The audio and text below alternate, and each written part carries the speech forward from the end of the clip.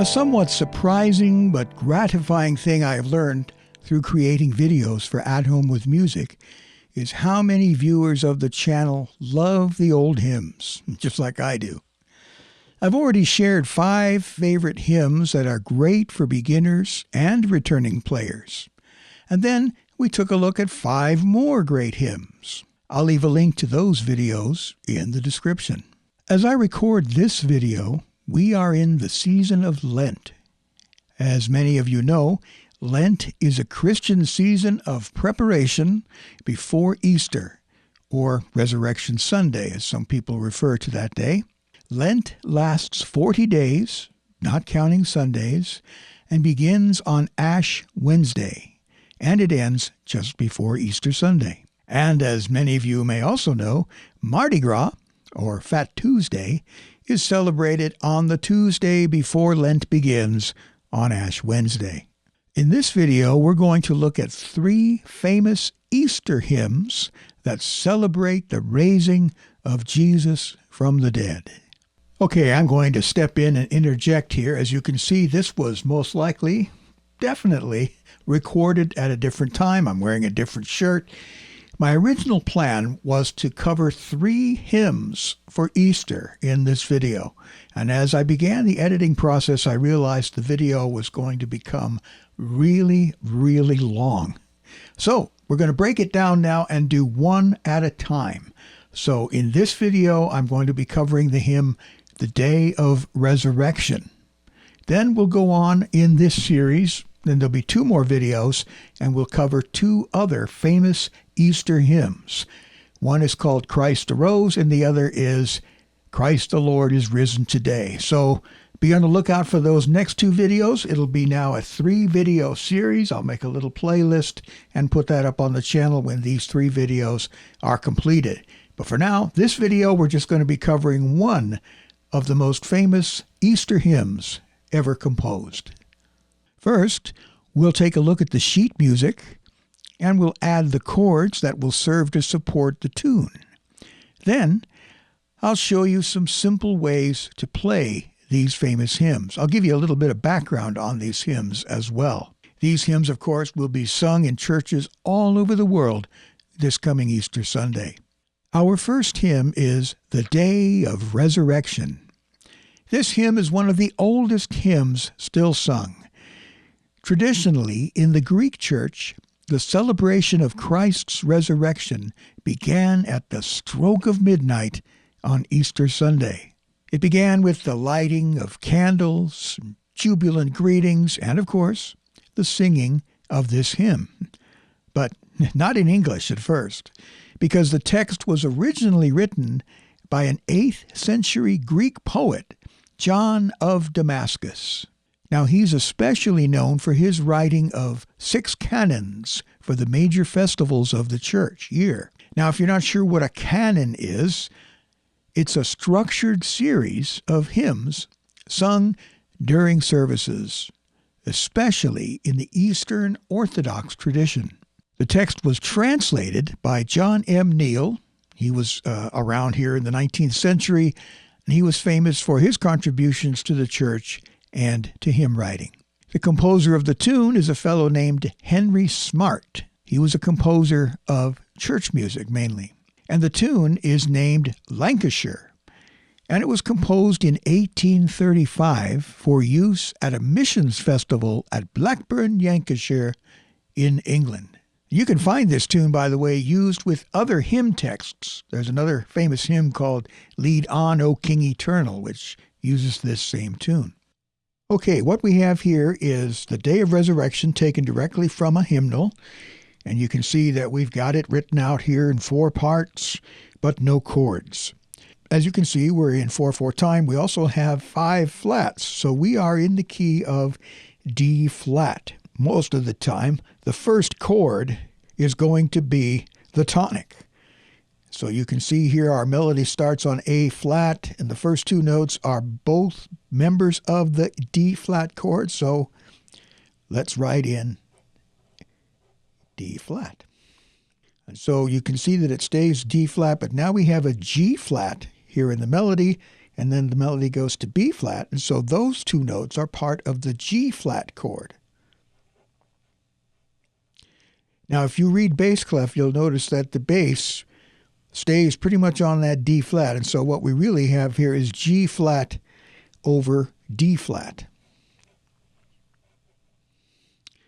And then it goes back to D flat.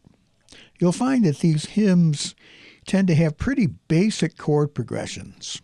We're just going to play this in a very simple, basic way.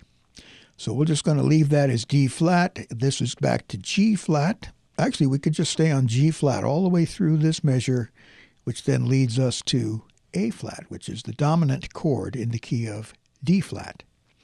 Now we have the same thing here.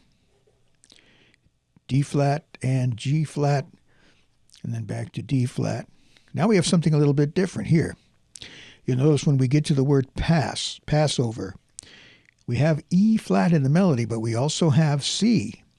And that's an indication now that we have gone back to A flat. But instead of going from A flat back to D flat, from the dominant to the tonic, we're going to another chord. We're moving a little bit farther out here on the circle of fifths. This is actually E flat 7, which then brings us back to A flat. And then, of course, that leads us back to D flat.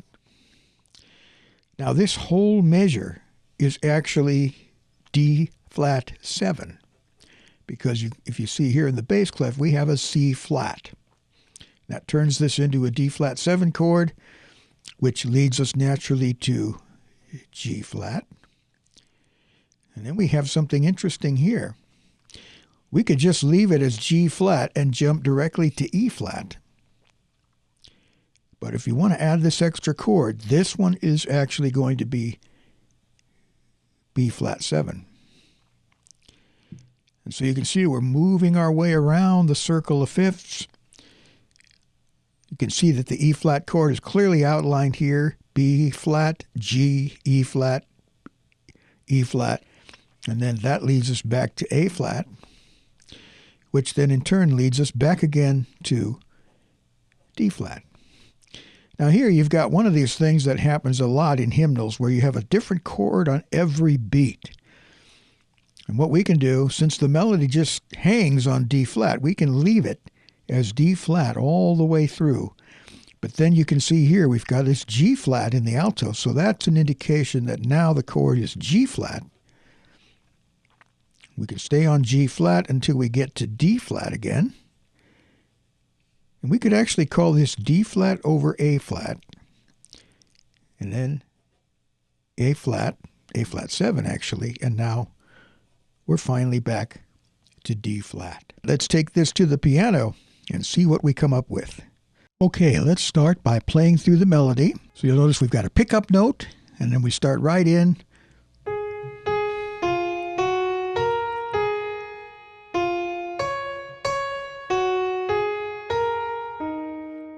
All right, that's the first line. Let's play through it again. 1, 2, 3, and 1.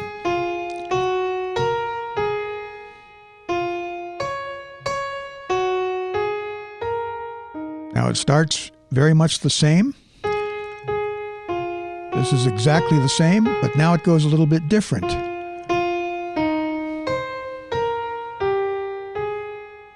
Okay? Now we get to the we get to the third line.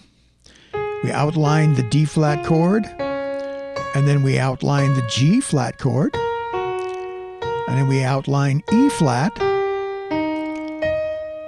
and A flat. So what you have here is a melodic sequence. You have one figure, and then it repeats, but in a different place. Here it repeats now here.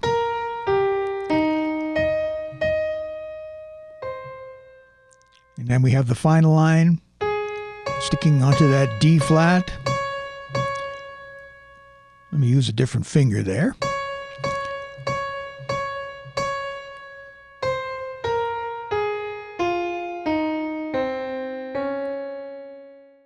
All right, there's the tune. Let's play through the chords. We're just going to play them very simply. The first chord is D flat, D flat, F, A flat. Now you'll notice that a lot of times we're playing a chord on beats 1 and then beat 3. And then sometimes we're playing a chord that stays the same throughout the entire measure. So we're going to just keep playing chords on beats 1 and 3. Sometimes it'll be a different chord, sometimes it'll be the same chord. And we'll take it nice and slow. So here we go. Now you don't need to worry about playing a chord in the pickup bar.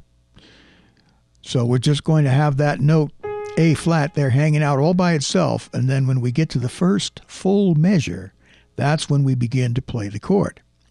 So 1, 2, 3, 4, G over D flat. Did I say B flat? I meant G flat over D flat. I have to say flat an awful lot. You know what? I'm just going to play the chords. You follow along.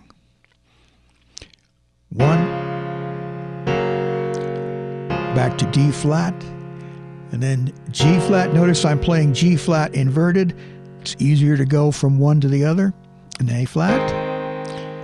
And then we have G flat, D flat rather, G flat, D flat, and then here we go to something different, A flat, E flat 7, A flat.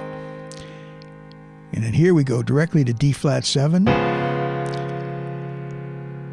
flat, and then a quick B flat 7,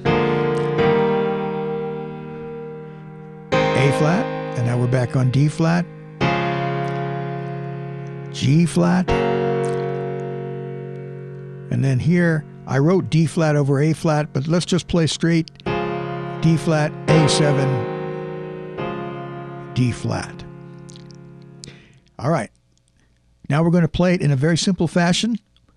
One note melody in the right hand, chords in the left hand on beats 1 and 3.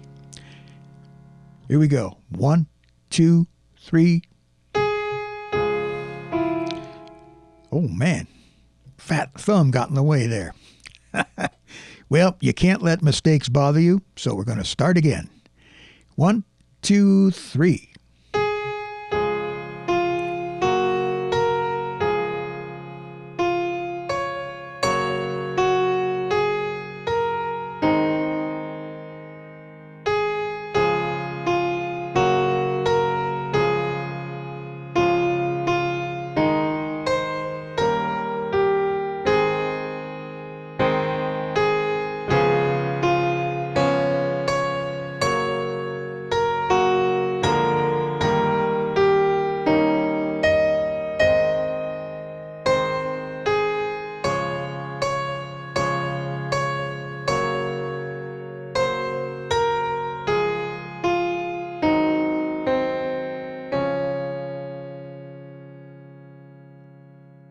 Now, this hymn is very much like a march, so there's not a whole lot that you need to do to make it fancy. Otherwise, it gets, it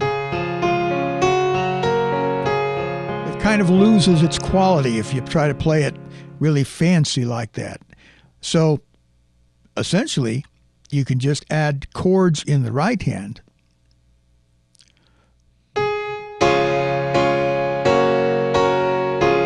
Something like that.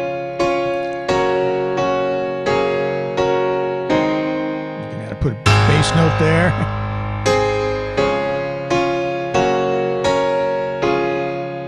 A lot of what you can do is just play the soprano and the alto part together.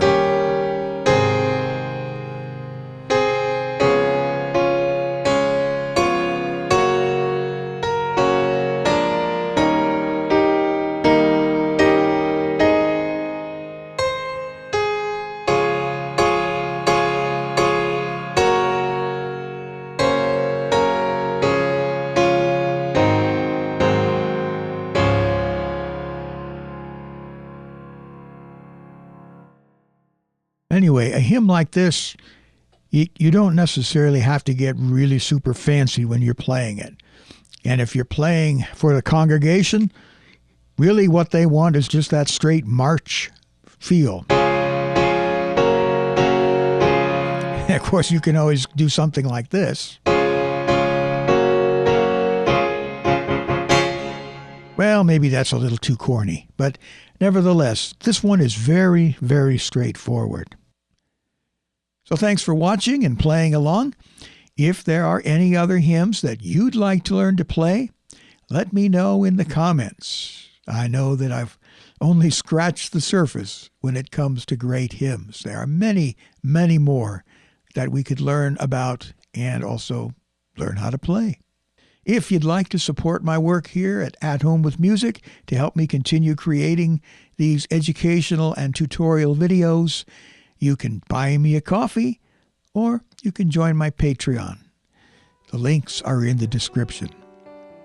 Thank you again for watching, and I look forward to speaking to you in the next one.